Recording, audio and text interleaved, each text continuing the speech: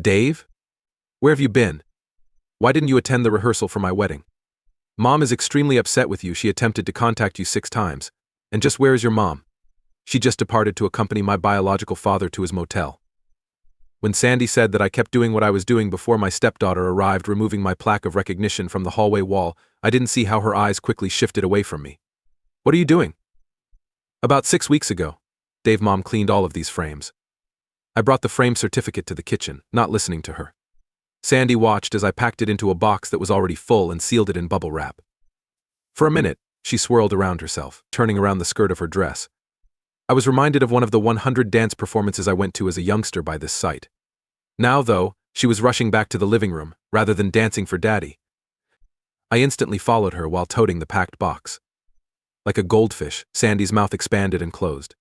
It was evident to me that she had just realized that all of my wall decorations, which were mine alone, had vanished from the walls along with my mementos from the shelf. I also wondered if she had looked through all of my clothes in the closet and the tools in the garage. I packed the box into my car's back seat cap and left through the front door. Sandy's voice was hushed and trembling from the shock of what she was witnessing, something she had never even thought about before, when I felt her following me and Stan observing me. Are you going to abandon us? Yes, you have finally realized that I have been packing for the past 4 days. However, you and your mother were unaware that she would tell you something. Shouldn't it? I apologize, Dad. I apologize, Dad. I've been a little busy getting ready for your wedding, Dave. Will you not? No, I won't. I assumed you would know that I wasn't at tonight's practice. However, why? Dad? Oh, I'm Dad once more? Don't you think it's amazing? 3 weeks ago, you stopped calling me that. Recall.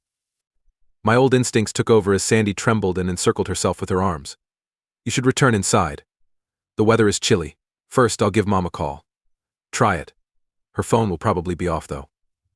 I returned home and sat down on the couch in the living room. I overheard Sandy on the phone, obviously leaving a message for Mom to contact her immediately. She then collapsed into a plush chair. It seems to engulf her little body. Based on the expression on her face, I waited for her to collect herself and begin the talk. She must not have known where to start. And lastly, why do you refuse to attend my wedding? You can see that you already know the answers. No, from the look of confusion on her face. I could see that the extreme selfishness common to many brides had completely blinded my stepdaughter. This saddened me. I hadn't thought she was capable of such self-centeredness. I mentally shook myself. I was in a hurry to move on. I didn't have time for this. So I took charge of the conversation. Sandy, I've loved you since I first met you when you were a chubby 2-year-old with perpetually dirty fingers. I still love you, and depending on how things go, I may very well love you forever. I paused to determine the best way to continue. Then decided to follow the format I used in the letter in my pocket, informing Sandy and her mother that I was leaving them. When I met your mom, she had just been abandoned by your biological father. We've told you this story often enough. He was a drunk, and after your mom caught him with another woman for the 2nd time, she threatened to leave him if he didn't change. Instead, he got up and left you both. He abandoned you. I paused to allow Sandy to say something. She didn't just stare at me. Shortly after that, your mom lost the house because she couldn't afford the rent. We met, fell in love, got married, and moved into this house with my 2 sons. Mike and Richard. Since our old house was gone, I needed to help you anyway. I digress. I loved your mom and loved you. I loved you as if you were my own daughter. Just as I loved my biological children. I never hesitated to take responsibility for raising you. I thought I had lost all that a month ago. Sandy must have heard the tremor in my voice during that last sentence. It brought her back from wherever she had been. You were Dad, you were the best father a girl could have. Many of my friends envied me. They couldn't believe it. When I told them you were just my stepfather, she stopped covering her mouth with her hand. Slightly shaken by her own words, she realized within about 2 seconds what had happened to me over the past month. I continued my story. I liked the guy you chose as your life partner, and he was the proudest person in the world. When you asked me to walk you down the aisle, I paused again to see where this conversation would start to sink into her head. I could clearly see when most of it finally hit her. She looked away again. Yes, Sandy, you never withdrew the invitation for me to walk you down the aisle. Did you? But then your biological father came back into the picture and poof, I'm out. He's all yours and your mother's minds and conversations. I'm yesterday's hero. Did you know that she was so inattentive that she didn't even realize I never bought the suit for tomorrow as she asked me to? I watched again as Sandy tried to decide which of the issues I raised to address. First, I saw the look of horror on her face when she realized she had forgotten that she had asked me, the only father she had known until last month, to walk her on her most important day. I was sure I would hear an apology for this, and that it would prompt her objections. I was wrong. Instead, she confirmed her superficial by trying to justify it all. Yes, Dave, you met my biological father. He means more to me than my life. You have to understand that he came back into my life just last month when he found out I was getting married, and it was so wonderful with his flashiness and how he spoils me, buying me everything I look at twice. He's just, well, what can I say, both of us? Well, Mom too. I guess just assumed he'd walk me down the aisle. I'm sorry, I forgot that I had already asked you. It's just been like a whirlwind since he came back, which swept you off your feet, didn't it? Yes, that's exactly what he did admit. He just oozes charisma. I was recently telling Mom she stopped when she realized what she was about to say, and to whom she was about to say it. Her face was always like a shallow pond, where even the lightest breeze ruffled the surface, soon replaced by a new gust of wind. Now was no exception. Emotion. After emotion flickered across her face as I realized how completely she had ignored me over the past month. I watched as she processed this. I even think I saw the exact moment when she realized her mother had been just as bad. All I had heard in my own house for the previous month was John did this, or John said that I had tried to show them how angry I was about all of it. But none of it was noticed. They were too far under John's spell. Yes, I saw his charisma too. I could understand why he was such a good salesman. What I didn't do, unlike my wife and stepdaughter, was fall under his influence. They were completely blind when I pointed out his broken promises 3 times. The last straw was 4 days ago when I found out I wouldn't be walking Sandy down the aisle.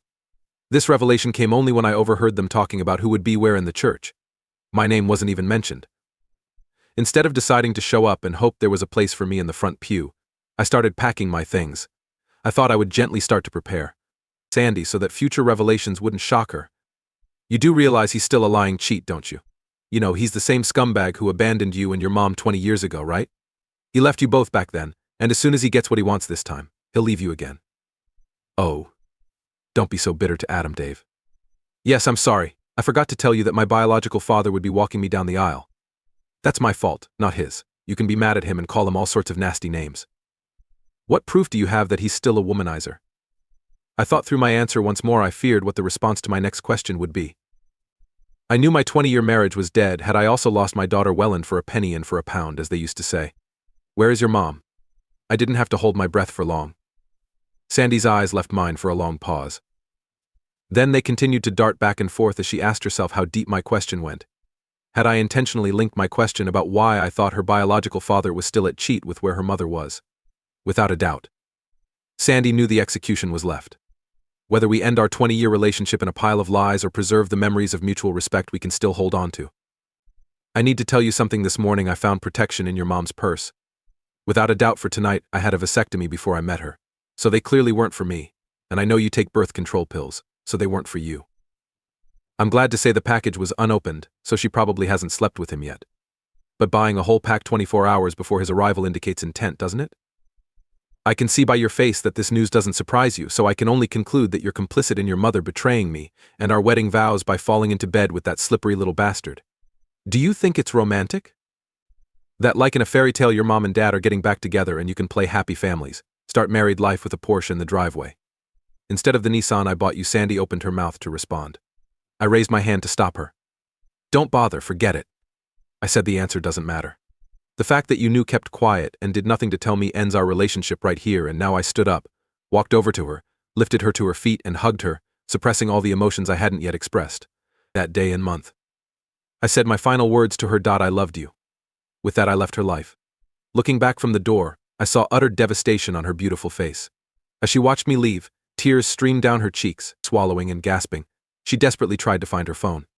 I assumed this was in a desperate hope that her mother hadn't turned away from her, that her mom hadn't yet physically committed adultery, that her mother could use this as a reason to convince me to forgive her. Also that Sandy wouldn't lose her other father, the dad who had been desperately crying out for the past month that his wife had stopped loving him and who had gone completely unnoticed. Meanwhile, she had fallen again for the smooth tea, talking king salesman with his sweet story. I shrugged whether my wife had physically crossed the line or not.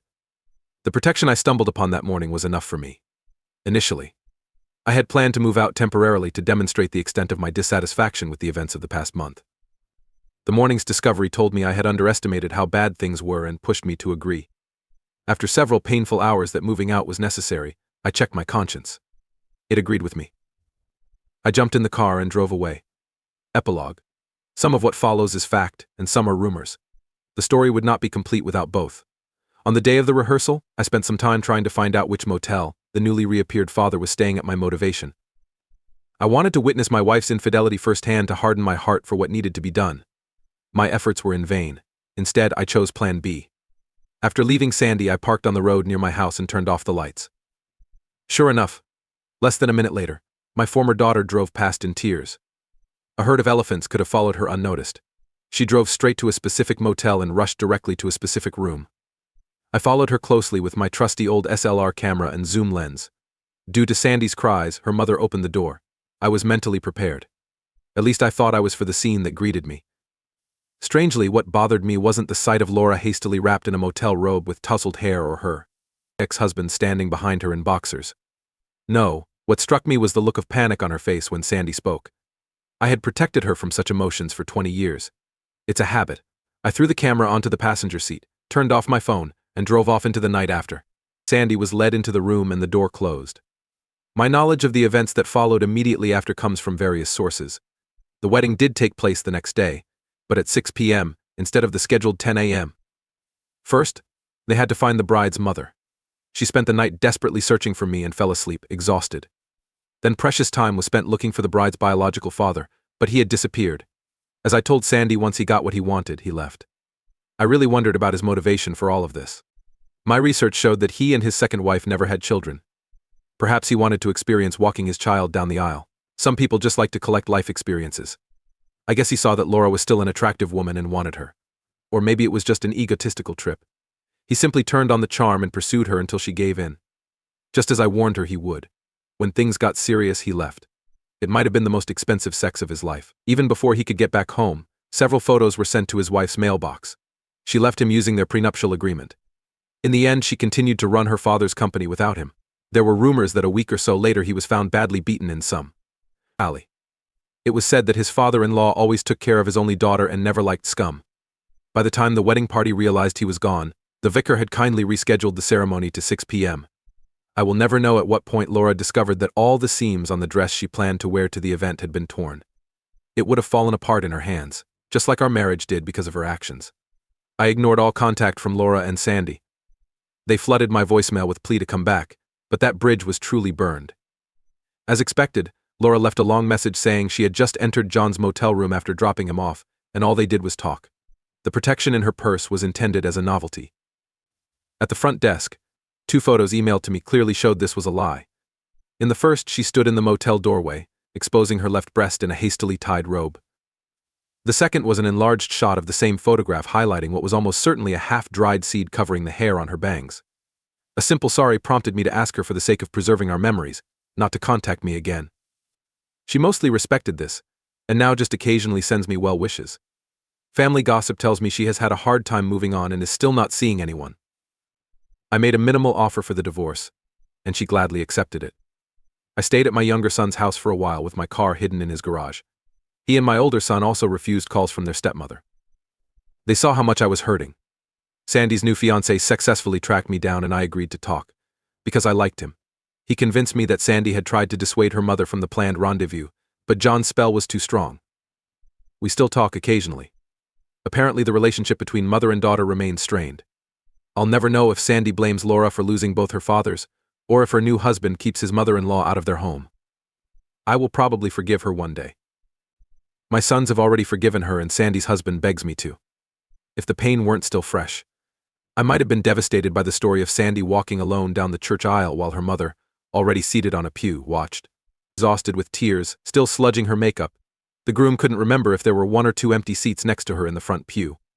In any case, my interest was purely academic. Between the planned and actual weddings, he significantly influenced Sandy's actions and thoughts regarding her mother's mistake.